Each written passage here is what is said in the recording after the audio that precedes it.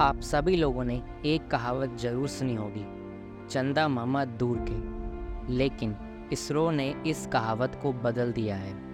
आने वाले समय में अब बच्चा बच्चा कहेगा, चंदा मामा बस एक टूर के। चंद्रयान 3 की सफल लैंडिंग के बाद इसरो ने एक बार फिर इतिहास रच दिया है।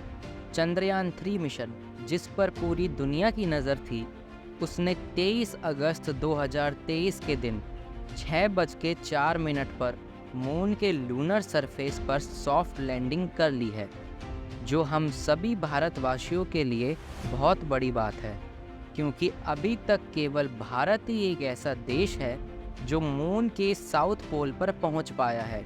बाकी चाइना, अमेरिका और रूस केवल मून तक पहुंच पाए हैं, वो भी मून के साउथ पोल तक नहीं पहुंच सके।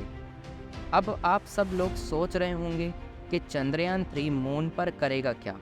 तो चंद्रयान 3 मून पर 14 दिन तक रिसर्च करेगा, क्योंकि मून के साउथ पोल पर सूरज की रोशनी केवल 14 दिन तक रहती है, उसके बाद चली जाती है।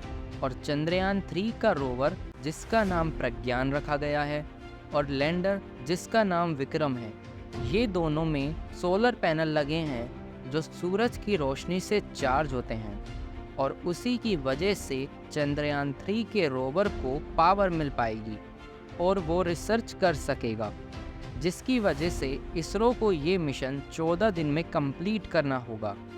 14 दिन बाद चंद्रयान 3 के रोवर और लैंडर में जितने भी इंस्ट्रूमेंट हैं वो सब बंद हो जाएंगे, क्योंकि 14 दिन बाद मून के साउथ पोल पर सूरज की रोशनी नहीं होगी, इसलिए सारे इंस्ट्रूमेंट्स बंद हो जाएंगे।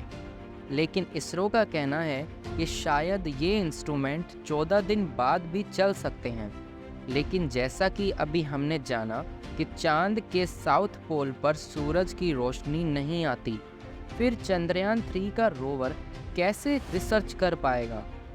चंद्रयान 3 का लैंडर मून के साउथ पोल से थोड़ी दूर उतरेगा, जिसकी वजह से चंद्रयान 3 के लैंडर और रोवर दोनों चार्ज हो पाएंगे और फिर वो अपनी रिसर्च कर सकेगा। लेकिन आखिर रोवर चांद के लूनर सरफेस पर 14 दिन तक क्या रिसर्च करेगा, चलिए जानते हैं। लेकिन इससे पहले चैनल को सब्सक्राइब कर लीजिए। रोवर लूनर सरफेस पर सोइल को एनालाइज करेगा, और चांद पर बहुत सारे मिनरल्स हैं जो हमारी धरती पर रेयर हैं, लेकिन चांद पर बहुत आसानी से मिल जाते हैं। इसलिए रोवर उन मिनरल्स को ढूंढेगा और वो सोइल के केमिकल कंपोनेंट को भी स्टडी करेगा। लेकिन रोवर का मेन मिशन मून पर पानी ढूंढना है, जो चंद्रयान 1 के ऑर्बिटर ने पहले से ही कर दिया था। चंद्रयान 1 मिशन का ऑर्बिटर अभी भी मून के ऑर्बिट में घूम रहा है, और चंद्रयान 1 के ऑर्बिटर ने ही कुछ इमेज इसरो को भेजी थी जिसमें पानी दिखाई दे रहा है। और चंद्रयान 3 मिशन में चंद्रयान 2 मिशन का ऑर्बिटर भी काम में आ रहा है। भले ही चंद्रयान 2 मिशन सक्सेसफुल ना हो सका, उसका लैंडर और रोवर डिस्ट्रॉय हो गया था, लेकिन उसका ऑर्बिटर अभी भी मून के ऑर्बिट में घूम रहा है, जो चंद्रयान 3 के लैंडर से सिग्नल रिसीव करके इसरो को भेजेगा, जिसकी वजह से इसरो को सही डाटा मिल पाएगा। और चंद्रयान 2 के ऑर्बिटर से इसरो को भी चंद्रयान 3 मिशन में बहुत मदद होगी।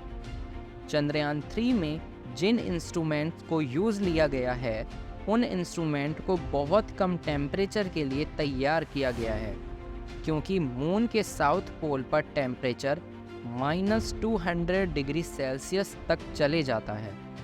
इसलिए इसरो ने पहले से ही अपने इंस्ट्रूमेंट्स को इस टेम्परेचर को सहन करने लायक बनाया है।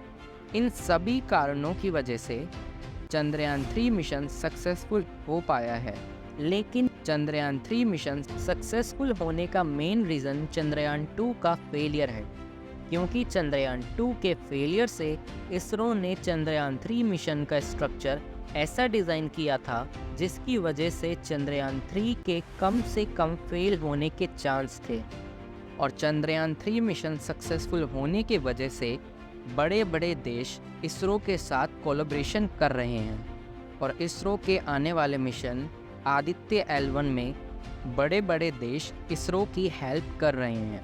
आदित्य L1 पे भी जल्द ही वीडियो आएगी। चंद्रयान 3 ने अब हमेशा के लिए भारत का नाम चांद की मिट्टी पर छाप दिया है, क्योंकि चंद्रयान 3 के रोवर के व्हीकल्स में अशोक स्तंभ और इसरो का लोगो लगा हुआ है, जिसकी वजह से चांद पर भारत की निशानी हमेशा हमेशा के लिए छप गई है। चांद पर सफल लैंडिंग होने के बाद अब भारत दुनिया का चौथा देश बन गया है जो एलिट क्लब में शामिल है। आप लोगों को कैसा महसूस हो रहा है इस भारत की अचीवमेंट पर? अपना एक्सपीरियंस कमेंट बॉक्स में ज़रूर बताना और चैनल को सब्सक्राइब करना मत भूलिएगा। मैं आपसे मिलता हूँ अब अगली वीडियो में, तब तक के लिए बाय।